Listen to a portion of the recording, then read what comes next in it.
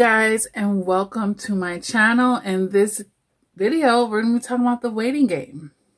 All right. Now, granted, there is a time and a place. There is a season for this and a season for that. So yeah, there are times when we should be waiting. You know, most things in life is a process and will require us to wait. And we always hear that saying, good things take time, and that's typically true. All right. But there are certainly exceptions, and there's certainly a good way to wait and a bad way to be waiting. All right. So, you know, taken from my own life, okay, and speaking to so many survivors of narcissistic abuse and people who have been in toxic situations, I want to make this video, you guys, to point out the toxic ways that we are waiting when we should not be, okay? And this is more so, you know, to further, of course, increase our emotional maturity and even our own self-awareness, because chances are, if you have lived life long enough, and none of us are perfect, of course, we've all waited for each of these 5 things. Let me just verify. 1, 2, 3, 4, 5. Yes, it is 5 things on the list here. So chances are, if we keep it real with ourselves, okay, just at least keep it real with yourself, you can admit, you know what, I have waited on all these 5 levels for things. And yeah, I could see where that didn't serve my highest interest or my higher self. You know, that was a part of my shadow side, or perhaps could have been a part of your ignorance, or just resistance, a lot of times out of fear as well. All right. So, you know, a lot of reasons behind the waiting, but nonetheless, at the end of the day, it wasn't a good idea. And I want you to be mindful. And some of you may not even be mindful about this. So this will be a breakthrough light bulb moment for you to take stock or inventory on yourself to say, you know what? Yeah, I think I'm in the cycle of doing that, or in a pattern of doing that. And that's going to have to be further evaluated for me as far as, you know, is this a good look or not? Okay. Is it helping me progress and move forward, or is it keeping me stuck? All right. And the thing that does not serve my best or higher good.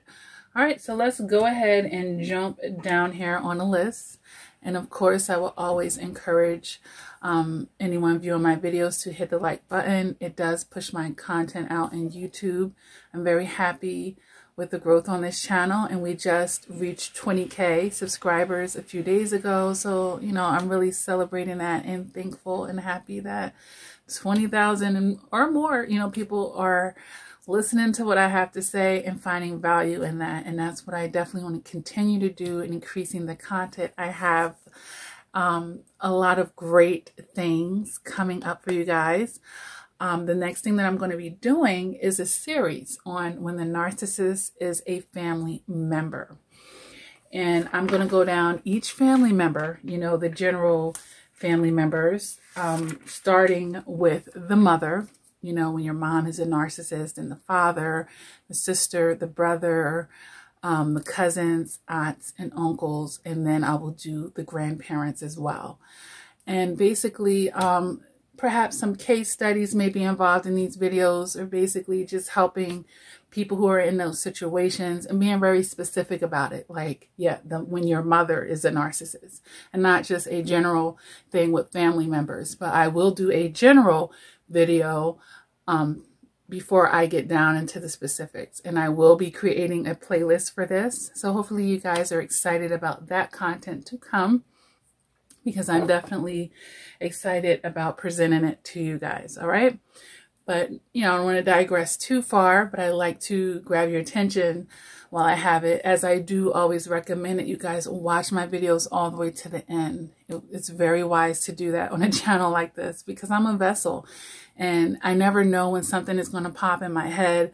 Those of you who are ride or die with me, you've watched enough of my videos, and you will see, like, sometimes I'll think of something that I didn't originally occur to me while I was prepping for the video.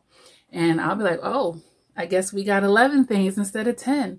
but you'll get these extra gravy and these pearls of wisdom because you followed through all the way to the end. So it's always, always a great idea to watch my videos all the way to the end. And I could be closing out a video and something will dawn on me and I'll intercept it and I will plug it in right then and there because, you know, that's just natural to me. Okay, I'm not going to edit it and try to move it back in. We just go with the flow around here pretty much, all right? Now, with that being said, you guys, let's go ahead and talk about these 5 times when we are waiting. Now that I've had you waiting a little bit, but, you know, I had to get these announcements out. All right, while they're on my mind, okay? So the first thing that I have here on my list when we are waiting in a toxic manner is sometimes we're going to wait until we feel like doing something. You know, we don't feel inspired or we don't feel that urge or that kick to do it. So it's like we don't do it, you know. But this is what I want you guys to realize, especially when we have accrued or, you know, created, gathered, or gotten a habit of toxic behaviors. These are patterns. And patterns are toxic comfort zones, if you will, right? So are you really going to feel like breaking that toxic pattern when you're so comfortable in doing it? You know, and this is why we feel this tug of war a lot of times when our higher self gets louder than our shadow side and we start to pull away from doing things as a status quo that wasn't saving us or, you know, in our best interest. And we feel that resistance because our flesh, which is on the shallow end and is not really caring much about our spirit and our soul, right? It wants to go back and it starts kicking and screaming to return to the old ways or the soul ties and or the alcohol or the addiction, you know, that we're trying to kick, you guys. So waiting until we feel like it, you know, that's just not going to be walking in our wisdom. Feelings are very fleeting. You know, I might not feel like going to the gym today, but I should go. I might not feel like going to work today, but I should go, right? I might not feel like paying that bill, but if I want my lights to stay on, I better pay it. You know what I'm saying? So we're waiting around to feel like doing stuff. We could be, you know, very well self-sabotaging ourselves at that point, you know. This is all what emotional maturity should be teaching us. Okay, I have my emotions and those are the things that I'm feeling, but I also have my logic that knows better and can take the steering wheel and can intercept like, okay, honey child, I know you don't feel like doing it, sweetie, but we know we trying to reach this goal. So we got to do that. If we want to save this amount of money, that means, you know, I don't feel like stopping all my poor spending habits, but I want to buy a house or I want to buy my car cash. Okay, you know, you're not going to feel like giving that up. But, you know, your logic and emotional maturity is going to say, you know what, I have to give this up so that I can get to that. So the number one toxic thing that we do a lot of times, and this isn't the number one, meaning the overwhelming, you know, most thing. It's just the number one thing on my list. So I'll just intercept that as well. We're waiting until we feel like it. You know, your feelings could be, and then if we go to the narcissistic abuse relationship, they could be all over the place, okay? You might not feel like leaving the narcissist, but you know that you should. You know, your feelings are conflicted because they have not caught up to your logic, okay? And this is often the case. We can typically bank on our emotions and lagging behind our logic. So if we're just going off of our feelings, you know, it's not going to be caught up to speed, you guys, all right? So, and like I said, especially when it comes to bad habits, all right? So we need to be very mindful about waiting until we feel like it. I ain't going to do it until I feel good and ready. Well, you know, time is something that we can never get back, all right? And our feelings can be very fleeting and our feelings can be very shallow and, you know, they can be caught up in our bad habits and our shadow side. And if we're waiting on those, we are sabotaging ourselves, all right? So number 2, The second thing that we're waiting for out of our toxicity a lot of times is we're waiting for external approval. You know, I'm waiting for this one to agree with the way that I lead my life, or this one to agree with, you know, what I'm doing basically. All right. And for this, I just want to say we need to understand that our vision is our vision. When God, or, you know, when God plants a seed in your mind about what he needs you to do, that's what he needs you to do. And who does he need to understand it? You. Now, if other people are a part of that vision, those people, he will make them be in agreement, that he will help them see that. They're not a part of the vision. They're not going to see the vision.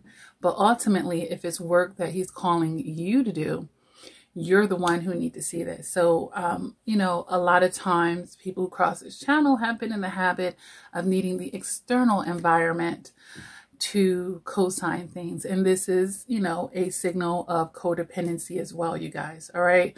So, waiting for that external approval. And I think maybe a couple of videos ago when I was talking about the haters and I said, hey, if the whole world was against me and I feel like I need to do X, Y, and Z, look, I got to do X, Y, and Z. Okay. Whether you're with me or not.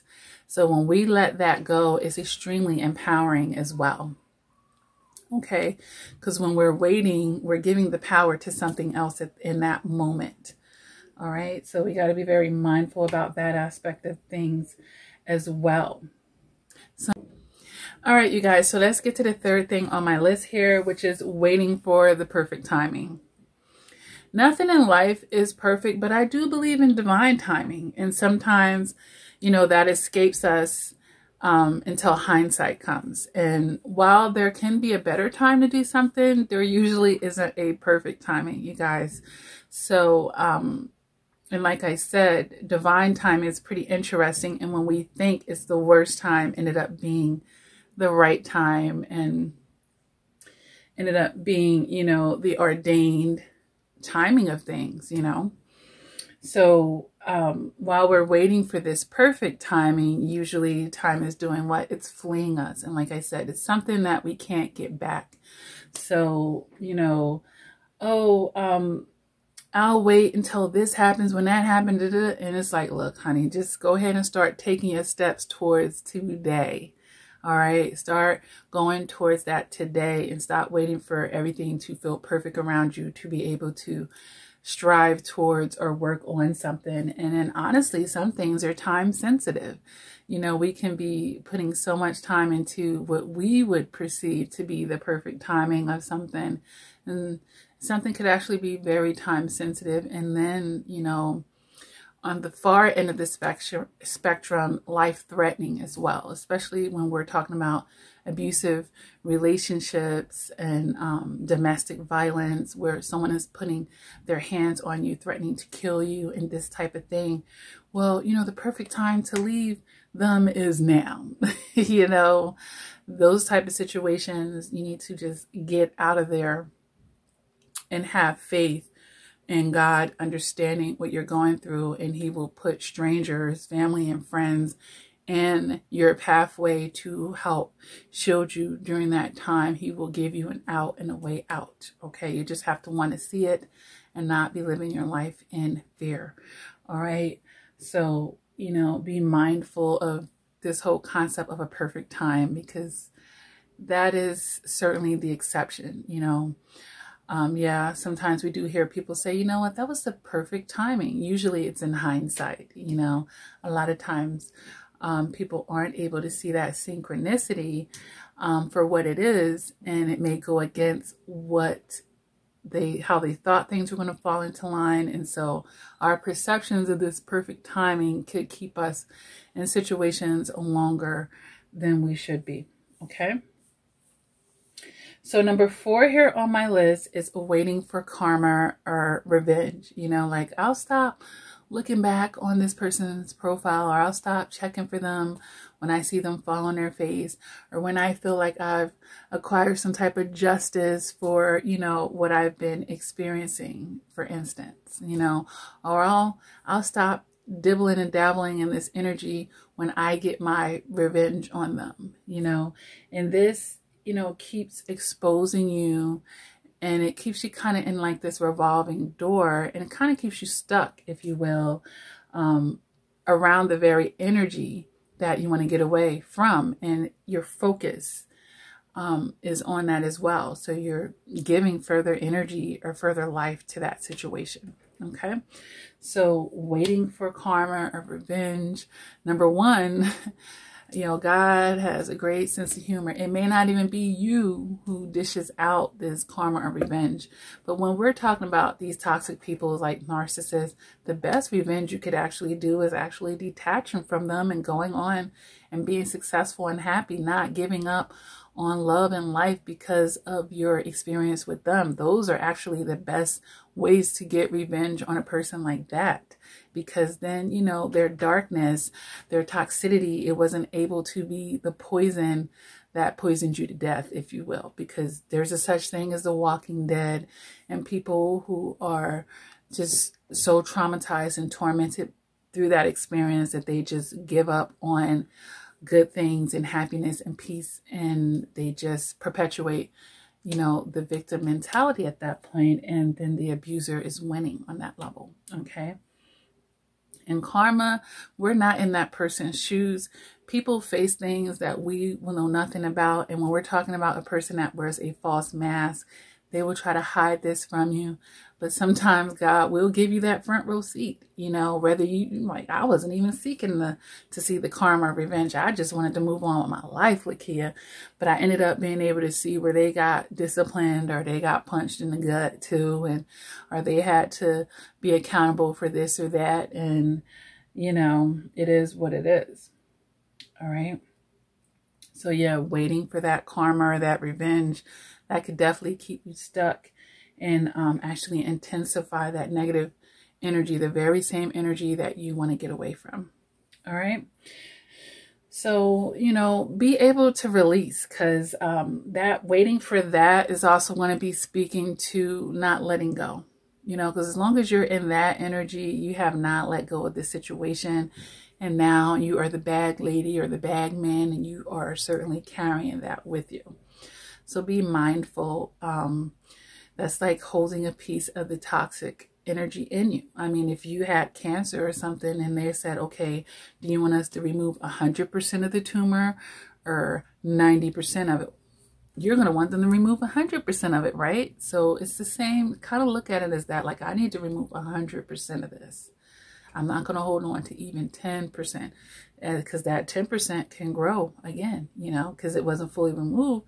That tumor can then grow and multiply in cells, okay? And that's what you're doing when you're keeping yourself in that energy.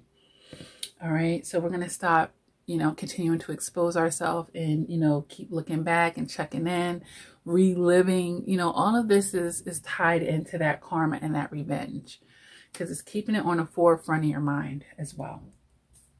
All right. So the fifth things that we do often, you know, out of our toxicity, and this speaks a lot to codependency as well, is waiting for others to make it happen, honey. What? Waiting for others to make it happen. Yeah, I've heard that saying, and it usually is true. If you want something done right, do it yourself. Okay. How empowering is that? You know, if God is allowing you to see another day, he's waking you up and your health and everything, and he in your mind, you know, you still have your mind. You can get up and do these things. So here's the thing with that. Waiting for others to make it happen, waiting for others to fix it, you know, waiting for them to apologize, waiting for them to tell you what your next move is when you need to be in tune with yourself. Okay. And then often when this is happening, because we're in our toxicity, you know, we're giving that responsibility to people who aren't even capable, who aren't even real leaders, who aren't full of wisdom. Like, imagine giving that responsibility to a narcissist and what they would do and how they would have you serve them with that, you guys. So waiting for others to make it happen. And this also speaks to situations of us waiting in a relationship for somebody to get their ish together. You know, there is definitely a difference between someone with a little bit to go and someone that is just far off the mark. Like, you know, they're just off the grid. They're not even anywhere near in a circumference of where you would need them to be taking them serious. And why are you waiting around for that? Let alone saying, okay, well, I'm not trying to build this person. I just want them to get to do what they need to be doing. And waiting for them. Look, you got to be ready or not. Here I come. Okay. I feel like when God puts two people together, it's to glorify his name and what he has for those two people. And of course, it's extending behind just the romantic aspect of the relationship. And that's why the Bible does talk a lot about being equally yoked here. All right. So waiting for others to make it happen. We need to empower ourselves to do what you need to do. To do what you need to do to meet your goals. They're your goals, you know, and it doesn't mean that God won't send you a helpmate. Yeah, but they will actually be a helpmate. Then you're not waiting at that point. You guys are just working together, right? So there's a difference there.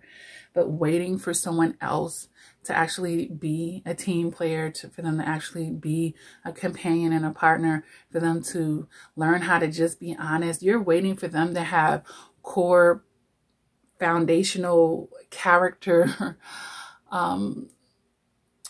pluses or, you know, positive things that they should have already came to the table with. Okay. So, you know, if you're waiting for a narcissist, you seen that skeleton in the thumbnail? Yeah.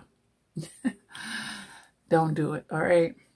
So yeah, that's it, you guys. Waiting for others to make it happen, or waiting for them to get right. Like, man, it would be so perfect if they would just be what I need them to be. And, you know, at the end of the day, that person, chances are, is not even God ordained for you in your life. You know, maybe you just needed to learn some lessons about your picker on choosing that person, you know. So there were things that you needed to learn from that person so that you could grow, not so that you could fix them, not so that you could wait on them. All right. All right. And then chances are, you know, while you're waiting for that person, they're banking on you staying the same. So, you know, they're not trying to uplift you. So there's already a situation that's not to your higher good. All right. So that is the 5 things that I have on my list, you guys. Waiting until you feel like it, waiting for external approval, waiting for the perfect timing. Okay. Waiting for karma and revenge, and waiting for others to make it happen. Okay, let's empower ourselves, and that's what I promote here on this channel. A lot of self-reflection, and that's why it's called Reflection and Progression, you guys. I want you to reflect on yourselves, and, you know, it can help you see things in other people as well. Take this information to help you on your journey, of course. If it has resonated with you, make sure that you are hitting that like button. If you haven't done so, feel free to subscribe to my channel. I do put content out quite regularly, you guys. And there's a lot you could take away. Over 720 videos here to help you increase your emotional maturity, understand narcissistic abuse, do some shadow work on yourself, and understand psychology and your relationships, internal, external, all types of stuff, you guys. Always check the description below, of course, to see what I have going on. And these are the 2 support groups that I run for survivors of narcissistic abuse. One's public and one's private. You can join those if you wish. I do offer one-on-one coaching, you guys. You can visit my website, LakiaCrawford.com, to schedule your appointment. These are voice calls, FaceTimes, WhatsApps, Skypes. I do email coaching as well. All right. And I help people. I'm a general life coach, but I help people with all types of things. All right. So if you're feeling stuck in your life, if you need some clarity, you get some wisdom, some understanding about this or that, feel free to check that out. All right. With that being said, you guys, there's always a lot going on. I've written 4 therapeutic books, and these are great ways to fill the voids and get additional pearls in your life. They're available on Amazon.com and on Barnes & Noble. ourselves. All right. If you want a signed copy, and that will be sent personally from me, you can go to my website, lakiacrawford.com, and I believe there's a books tab on the top. All right. With that being said, you guys, I'm going to go ahead and end this video. All right. So let's stop waiting. Let's empower ourselves. Let's start today. And let's empower ourselves to be that authority for ourselves. All right. And intercept yourself. If you find that you've been doing this stuff, this isn't to make you feel bad about yourself. Just intercept yourself and be mindful. All right. All right, you guys. Never give up on yourself. Continue to do the work. And until next time, please take care.